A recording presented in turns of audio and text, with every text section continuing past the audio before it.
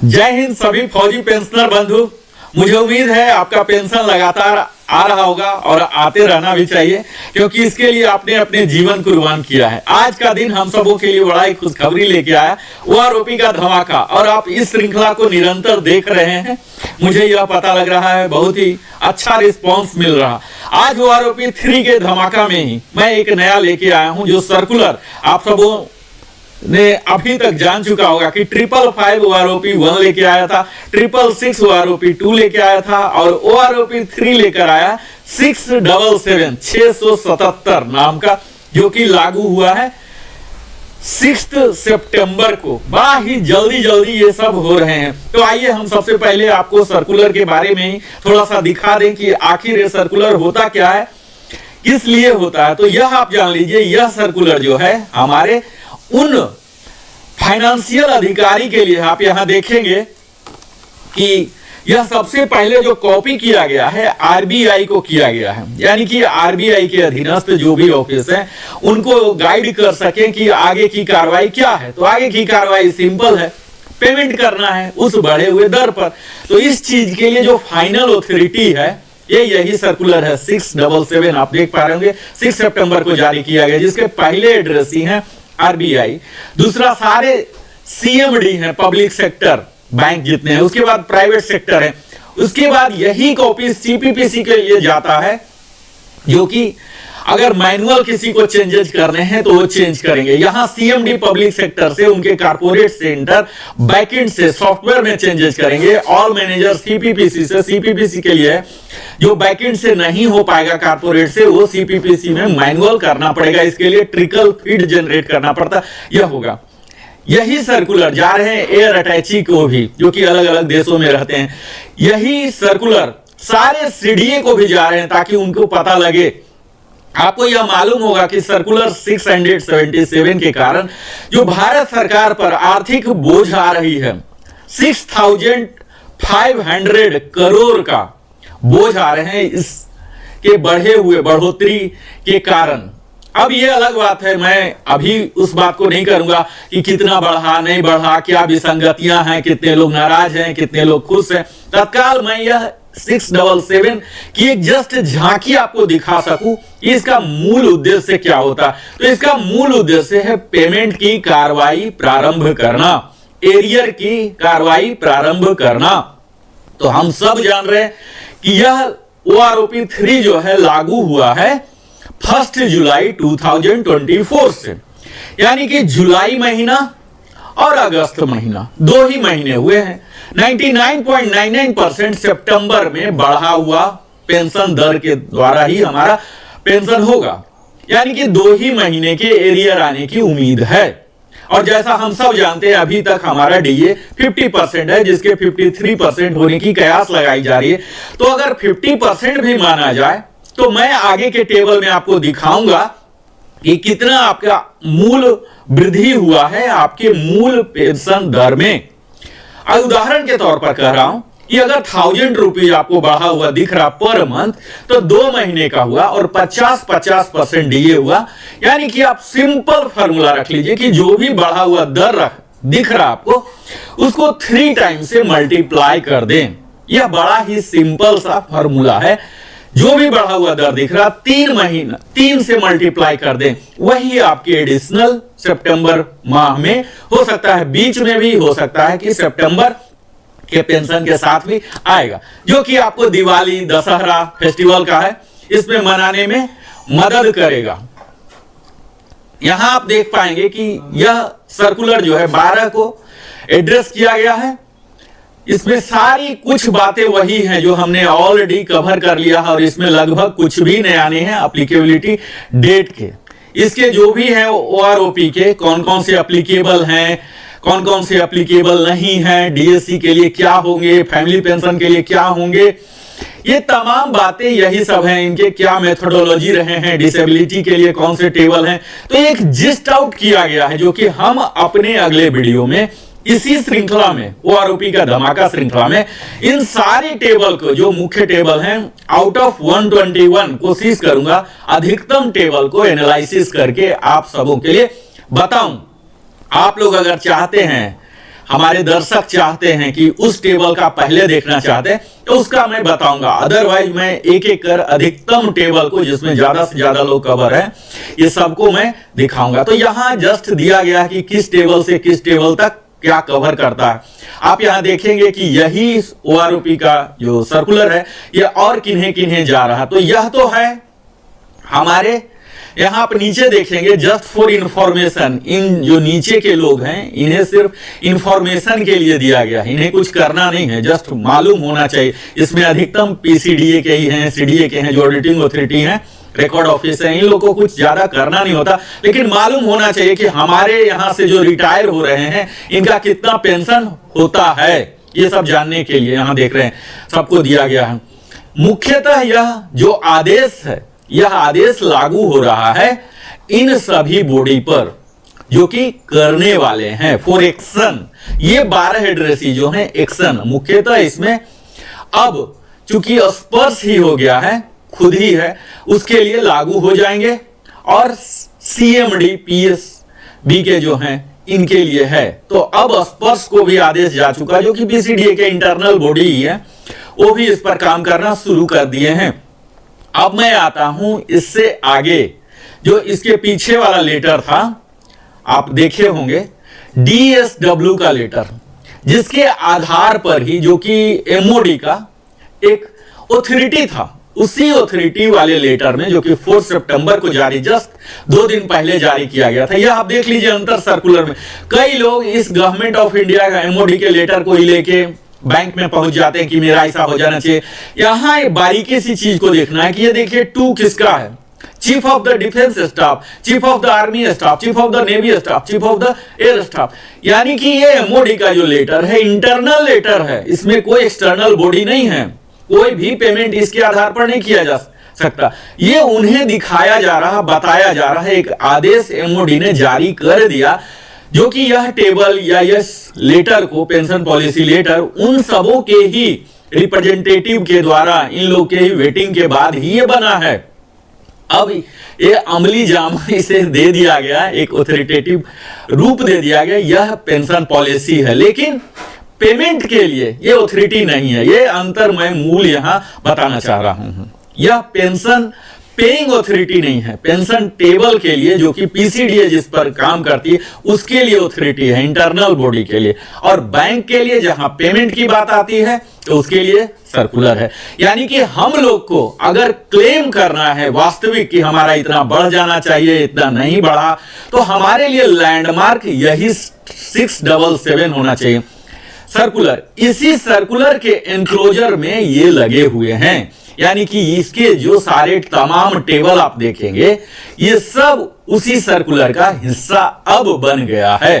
ठीक है, तो अब मैं आता हूं अगले अपने मुख्य हिस्सा में। आज का वीडियो मैं मुख्यतः डेडिकेट करना चाहूंगा उन सभी मित्रों को जो कि 2016 1 जनवरी 2016 के बाद जो सेवानिवृत्त हुए हैं, यानी कि 7 CPC के आने के बाद।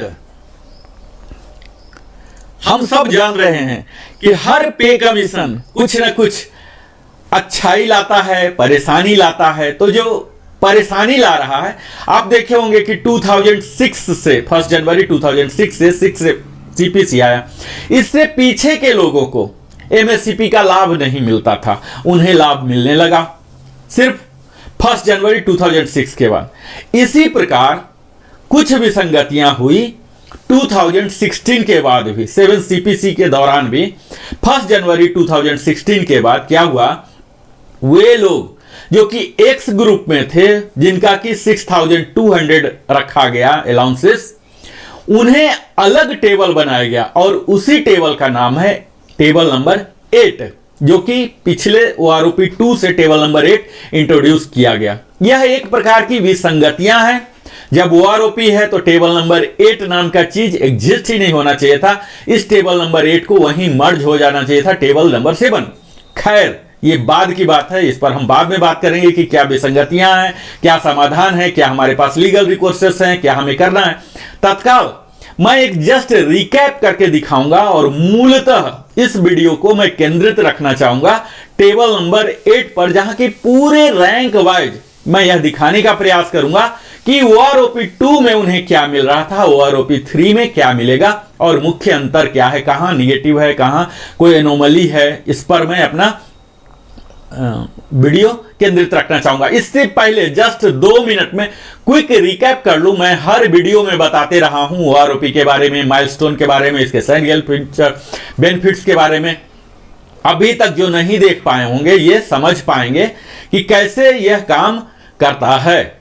यहां हमने पूरे सर्कुलर के बारे में आपको बताया, जो ये है OROP 3 का OROP 3 में हमने देखा कि क्या क्या माइलस्टोन किया, आपको मैंने दिखाया भी, सारे लेटर भी दिखाया, सर्कुलर भी पास हो गया। चार्जिंग अब एरियर पेमेंट होगा, इसके बारे में भी हमने बात कर लिया। हर 5 साल पर आता है, ये सब हमने बात कर लिया। ये कहां कहां लागू होगा ये भी हमने सर्कुलर को दिखा लिया, राइट। यहां डिसेबिलिटी के लिए होंगे, स्पेशल होंगे, army, navy, air force, DSC, territorial army, retired, discharge, invalidate, died, ये सब के लिए होंगे। यहां किसी का निगेटिव ग्रोथ अगर है भी तो डिसएडवांटेज में रिवीजन नहीं होगा। यहां आप देख पाएंगे सारे एप्लीकेबिलिटी को मैंने लिया है, और जो नॉन एप्लीकेबिलिटी हैं, स्पेशली जो अपने मर्जी से गए हैं, प्रीमैच्योर वाले हैं, एक्सग्रेसिया वाले हैं, रिजर्विस्ट हैं, इन सबों को नॉन एप्लीकेबल। इसके मेथोडोलॉजी जो है, इसमें रैंक, ग्रुप, क्वालिफाइंग सर्विस है, इसके कई एनोमली यहीं से शुरू हो जाते हैं। कई लोगों का कोई रिवीजन ही नहीं है। तो यहां तक हमने कॉमन बातें लगभग हर बार हम बोल रहे हैं आप सबों को। अगर आपने अभी तक हमारे चैनल को सब्सक्राइब नहीं किया तो अवश्य ही सब्सक्राइब कर लें, जिससे कि हमारा भी मनोबल बढ़ता है और भी बेहतर वीडियो बनाने का, और हमें उत्साह जगता है। तो आप अवश्य ही सब्सक्राइब कर लें, लाइक करें, कमेंट करें, अपने सगे संबंधियों के साथ साझा भी करें, और पुश कर दें बेल आइकन को, ताकि हमारे द्वारा बनाई हुई सारी वीडियो का नोटिफिकेशन आपको मिले और आप देख सकें। अभी तक हमने टेबल 7 का खूब विस्तार में बात कर चुका है। अगर आपने नहीं देखा होगा तो आप वहां जाके देख ले, जहां की सिपाही, इक्विवेलेंट, हर रैंक को हमने डिटेल्ड में लिया, कहां निगेटिव ग्रोथ है, कहां पॉजिटिव ग्रोथ है। यहां देखिए ऑनरी नायक के लिए है, यहां नायक एंड इक्विवेलेंट के लिए है, यहां ऑनरी हवलदार के लिए है, यहां हवलदार एंड इक्विवेलेंट के लिए, जिसे बैकबोन माना जाता है। यहां आप देख पा रहे होंगे कि एक्स ग्रुप का कितना निगेटिव ग्रोथ है। हालांकि वाई ग्रुप में यहां देखा जा रहा है कि कहीं निगेटिव ग्रोथ नहीं है, कुछ न कुछ उन्हें दिया गया है।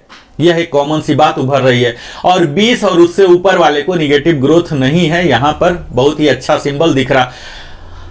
ऑनरी सूबेदार के, ऑनरी नायब सूबेदार के साथ भी यही चीज हुआ है जो नायब सूबेदार के साथ हुआ है। यहां सबसे अलग चीज आपको जो दिखेगा, यह नायब सूबेदार के साथ भी आप देख लीजिए, सब निगेटिव ग्रोथ ही है। यहां भी 20 के बाद जाके पॉजिटिव ग्रोथ होना शुरू हुआ। सूबेदार के साथ आप देख लीजिए, बिल्कुल ही अद्भुत हुआ है, यहाँ पूरा निगेटिव ग्रोथ है। हालांकि वाई ग्रुप में यह चीज यूनिकनेस दिखा है कि कहीं निगेटिव नहीं है, कुछ न कुछ इनको जरूर मिला है। एक्स ग्रुप में आप देख लीजिए, जो वारंट ऑफिसर और सूबेदार से जो रिटायर हुए हैं, निगेटिव चल रहा। यहाँ थोड़ी सी बढ़ोतरी हुई है। यहाँ वाई ग्रुप में एज इट इज निगेटिव बहुत ही कम है, पॉजिटिव दिख रहे हैं। तो सूबेदार रैंक के साथ थोड़ी सी न्यायपूर्ण नहीं की गई है। यहाँ सूबेदार मेजर देख रहे होंगे, सूबेदार मेजर में भी यहाँ इनको निगेटिव ग्रोथ दिख रहा और फिर बाद में पॉजिटिव ग्रोथ हुआ है।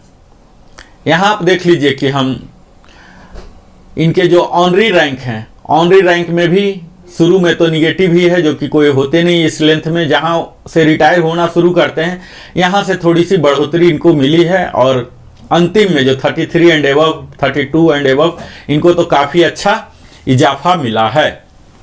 यहां आप देख पाएंगे।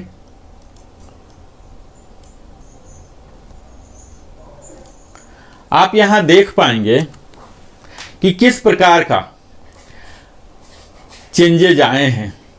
यहां आप देख पाएंगे, थोड़ा ही है लेकिन है। अब मैं मूलतः आपको लेके चलता हूं टेबल नंबर, यहां से हमारी यात्रा प्रारंभ हो जाती है, जो कि आप यहां देख पा रहे होंगे कि 1 जुलाई से उन सभी जेसीओ को या अदर्स को यह टेबल लागू हो रहा। टेबल नंबर 8 जो कि एक्सक्लूसिव ग्रुप एक्स के लिए है। तो अगर आप ग्रुप एक्स के हैं और 7 CPC में रिटायर हुए हैं जो कि डायरेक्ट EPPO आपको मिला है, तो यह वीडियो आपके लिए यहां से अब इंपॉर्टेंट होने जा रहा है।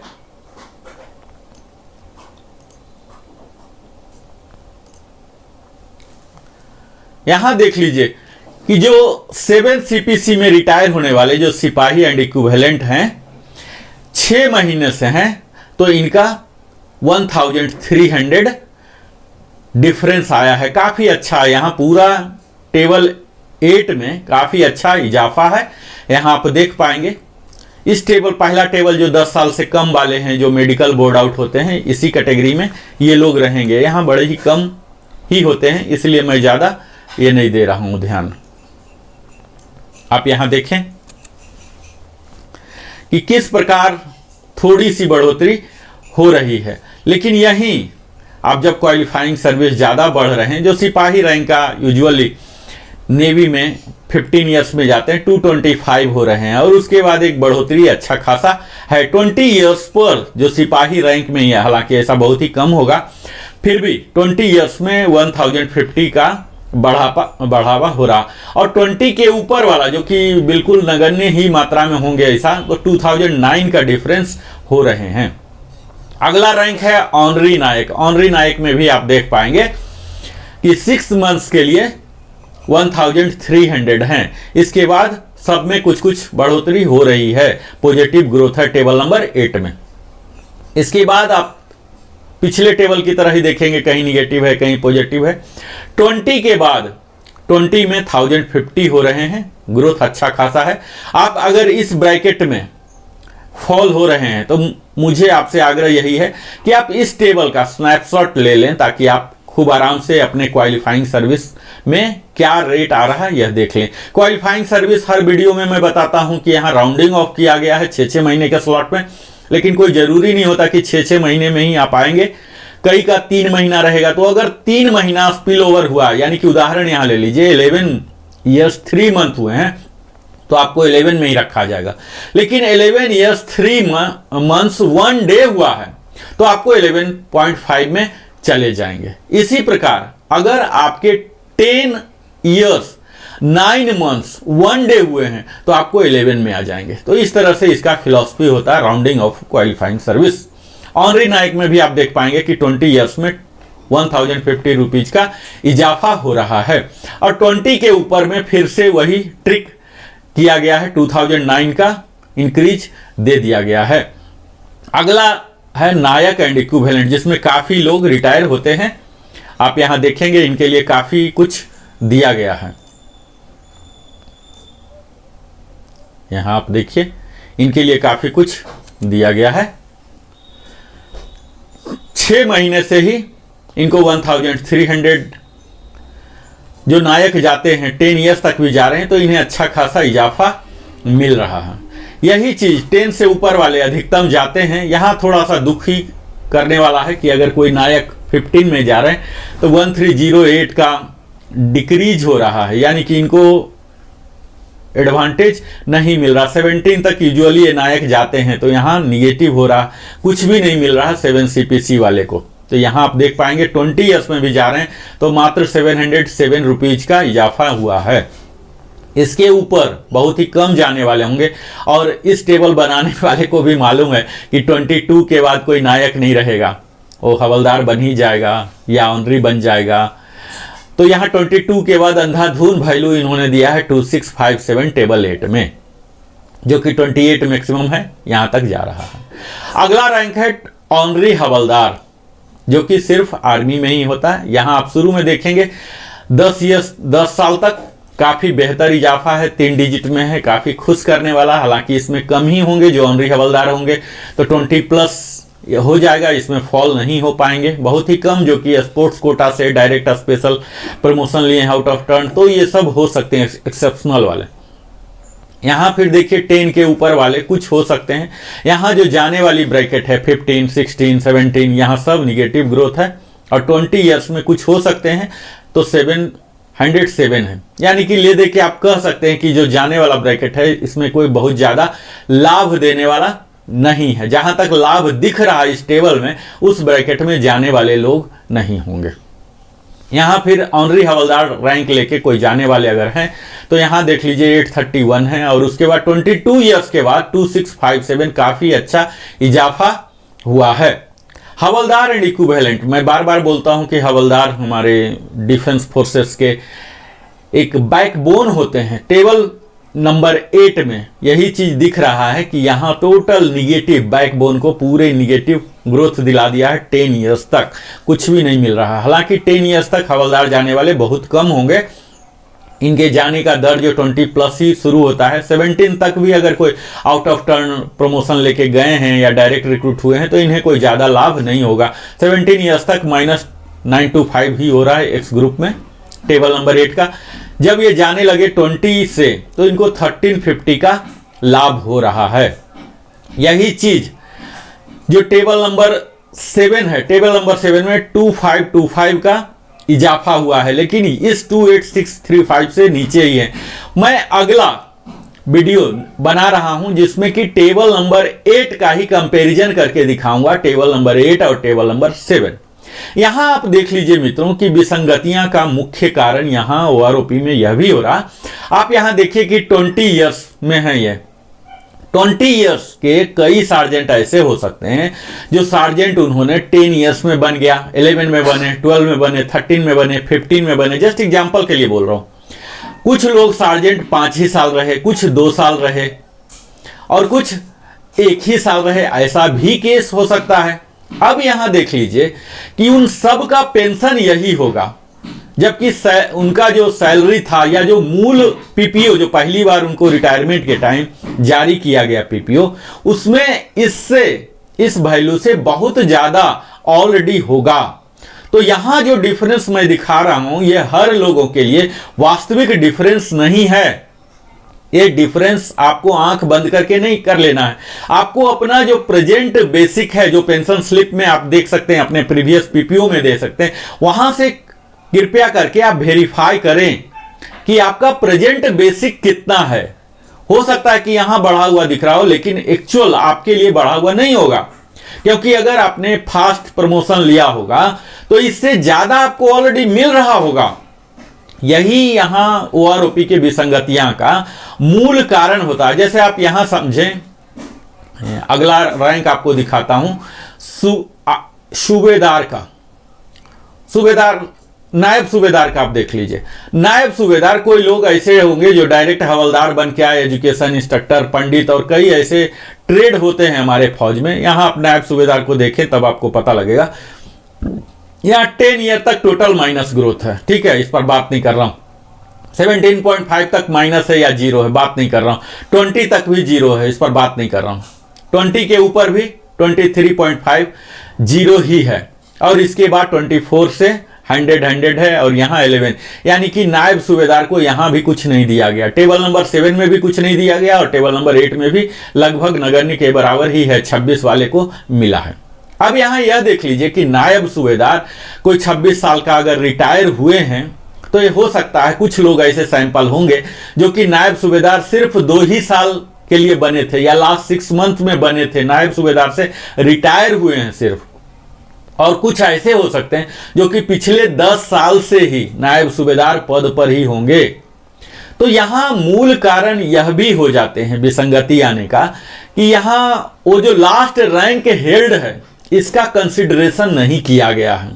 यहां जो कंसिडरेशन होते हैं ओआरओपी के टेबल फॉर्मेशन में मुख्यतः उनके ग्रुप क्या हैं, उनका रैंक क्या है, क्वालिफाइंग सर्विस क्या है, last rank held for how many years, इस चीज का कंसिडरेशन नहीं है। जबकि सैलरी में इस चीज का कंसिडरेशन होता है, लेकिन लास्ट तक आते आते जब पेंशन का करते हैं तब यहां राउंडिंग ले लेते हैं। और यहां जो सैंपल भी लिया गया है 2023 सा, तो यह महज संजोग की बात है कि उस समय जो उस रैंक में रिटायर हो रहे थे वो उस रैंक को कितना ज्यादा होल्ड करके तब रिटायर हुए थे। अगर उस रैंक को ज्यादा साल तक होल्ड करके रिटायर हुए हैं तब तो अधिकतम पर हुए होंगे, तब तो जो एवरेज वैल्यू आएगा वो अधिकतम आएगा। लेकिन उस साल अगर कम से कम पर ही वैल्यू लेके ही रिटायर होने वाले ज्यादा संख्या रहे हैं तो उनका एवरेज भी डाउन हो जाएगा।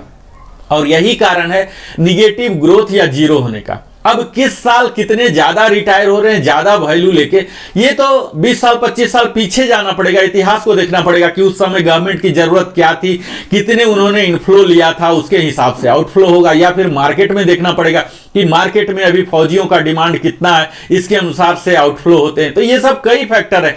तत्काल इस टेबल बनाने में इस चीज को नजरअंदाज किया गया है कि वो लास्ट रैंक हेल्ड कितने हैं। हालांकि इसमें कुछ लोगों को लाभ भी होगा, जो लास्ट में ही बिल्कुल बने हैं उन्हें भी उच्चतम मिल जाता है, लेकिन जो बहुत पहले ही उस रैंक को हेल्ड करके रखे नायब सूबेदार 8 साल 10 साल से हैं, तब उनको यहाँ एडवांटेज नहीं मिलता है, निगेटिव ग्रोथ चला जाता है या इनइफेक्टेड हो जाता है। तो यहाँ कोई ना कोई हमारी अथॉरिटी को इस तरह का फॉर्मुलेट करना चाहिए जिससे कि यह चीज हो कि सबको लाभ हो और एक रेशनलाइज तरीके से हो। ऐसा नहीं हो कि किसी को मिल गया और किसी को नहीं मिला, सबको मिलना चाहिए। इस तरह का कोई फार्मूला उन्हें डिराइव करना चाहिए। हमारा तो सजेशन यही है कि जो पैरामीटर्स अभी लिए गए हैं, जो इंडेक्स लिए गए हैं, इस इंडेक्स में रैंक हेल्ड को भी इंक्लूड किया जाए। मिनिमम उस रैंक का इतना बढ़ोतरी हो, यानी कि सिंपल सी बात है कि 3-3% तो बढ़ ही रहे हैं, तो 3-3% हर साल बढ़ रहे हैं, तो 5 साल में है तो 15%, तो 7.5% तो मिनिमम सब में बढ़ोतरी होना ही चाहिए। तो ये फार्मूला लेके चलें तो शायद इतनी विसंगतियां ना हो। सूबेदार रैंक का यहां भी देख लीजिए, जैसा टेबल 7 में हमने देखा, यही चीज क्लियर दिख रहा कि 10 साल तक बिल्कुल निगेटिव ग्रोथ, इतना ज्यादा निगेटिव ग्रोथ दिख रहा है।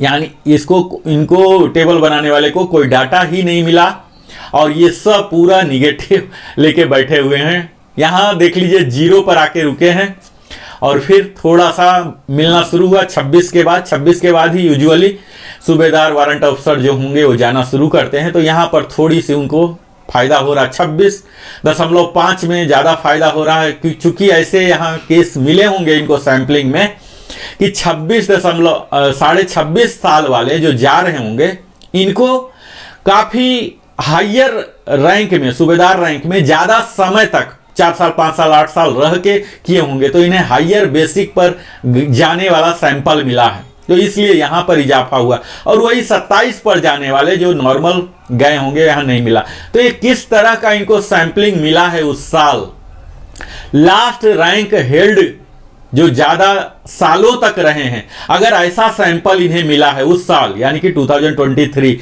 तो उनका बढ़ गया। यही इसके पीछे लॉजिक दिख रहा कि कहीं 0 हो रहा, जो कि ऐसा नहीं होना चाहिए। इनका पॉलिसी टेबल फॉर्मेशन में ऐसा होना चाहिए कि सबको इतना मिनिमम होना ही चाहिए। अब यहां देख लीजिए कि 25 साल वाले का कुछ भी नहीं हो रहा, यहां निगेटिव हो रहा, और 26 में वही जाके 8 हो रहा। तो 22.5 से लेके 25.5 तक कुछ भी नहीं मिल रहा और 26 में जाके 800 रुपया मिला है। तो ये सब विसंगतियां हैं जो कि क्लियर कट सूबेदार में बहुत ही ज्यादा इंपैक्ट कर रहा है, निगेटिव इंपैक्ट आ रहा है। इसी प्रकार सूबेदार मेजर में आप देख लीजिए कि इसमें जो हम देख पा रहे हैं अधिकतम है इनका, सारे निगेटिव ही आपको लग रहा है। यहां 10 साल तक निगेटिव ही दिख रहा। हालांकि 10 साल में कोई सूबेदार मेजर बन के नहीं जाएंगे, कोई एजुकेशन इंस्ट्रक्टर या डायरेक्ट हवलदार से या जेसीओ से हुए हो सकते हैं और मेडिकल बोर्ड आउट हो जाएं, तब अलग बात है। 20 तक भी यहाँ पूरा निगेटिव, इतना भयंकर निगेटिव इनको मिल रहा है, यानी कि सैंपल ही इनको नहीं मिला है। सैंपल नहीं मिलने की वजह से इनका एवरेज खराब हुआ। एक आध कोई सैंपल मेडिकल वाला मिला होगा जिसका कि बहुत ही लो रहा, क्योंकि कम लेंथ ऑफ सर्विस में जब आउट हो रहा तो उसका बेसिक भी कम ही होगा, तो कम वाले के कारण ये पूरा निगेटिव चला गया। तो ये एक विसंगति पूर्ण है। इसी तरह से आप देखेंगे सूबेदार मेजर का यहाँ 20 से ऊपर वाला है, जो कि एक्चुअल यहाँ पर सारे निगेटिव ही दिख रहे हैं आपको। यहाँ आप देखिए पूरा निगेटिव, पॉजिटिव वैल्यू 26 से शुरू हुआ है, जो कि यहां से जाना शुरू ऑलमोस्ट करेंगे। टेबल नंबर 8 में आप देखेंगे कि सूबेदार मेजर को यहां से 1000 मिलना शुरू हुआ है। 26 के बाद ही यूजुअली एसएम बनेंगे, एमडब्ल्यू बनेंगे। इतना अभी तो एमडब्ल्यू के लिए 30 इयर्स क्वालिफाइंग सर्विस है, तो 30 के बाद ही बनेंगे ही और उसके बाद ही जाएंगे, 31 में जाएंगे।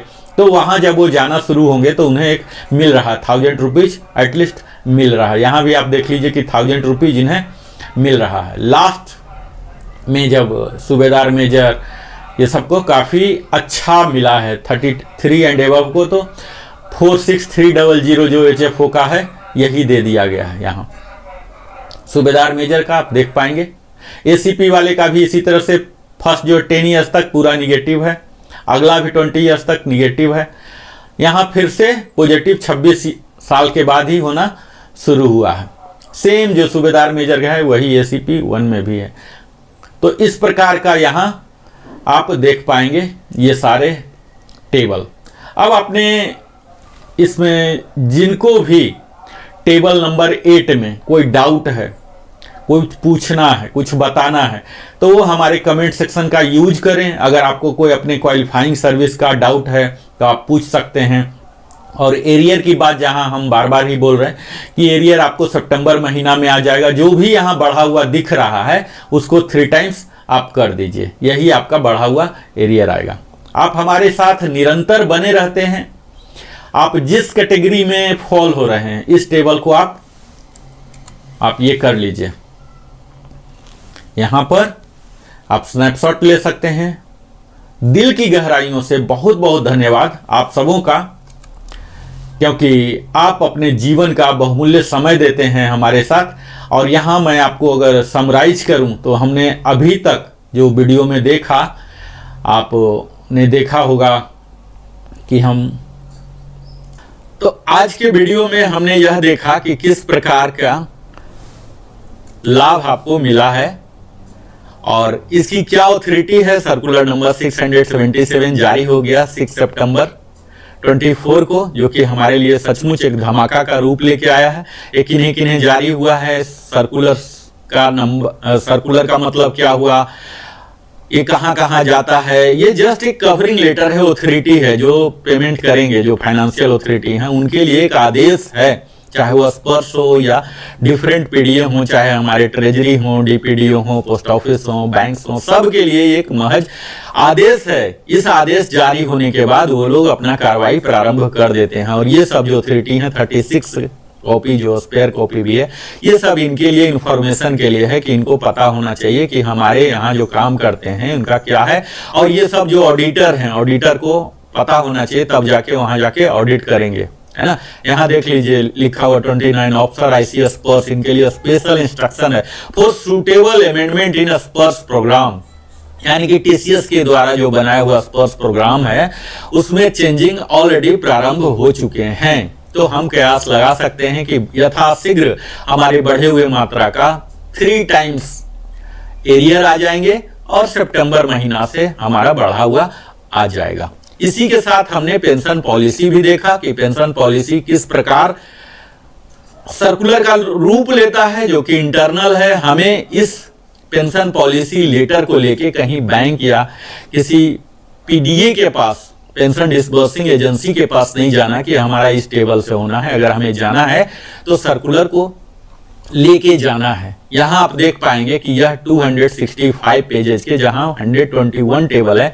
जिसे मैं बारी बारी करके एनालाइज करके आप सबों को दिखाने जा रहा हूं। तो आज तक हमने काफी कुछ कवर किया और उम्मीद है आप हमारे साथ इसी प्रकार जुड़े रहेंगे। और भी मैं कई तरह की नई आपके लिए लाता रहूंगा और आपको सुदृढ़ करते रहूंगा। बहुत बहुत धन्यवाद, बहुत बहुत धन्यवाद। फिर मिलता हूं अगले वीडियो में, तब तक जय हिंद।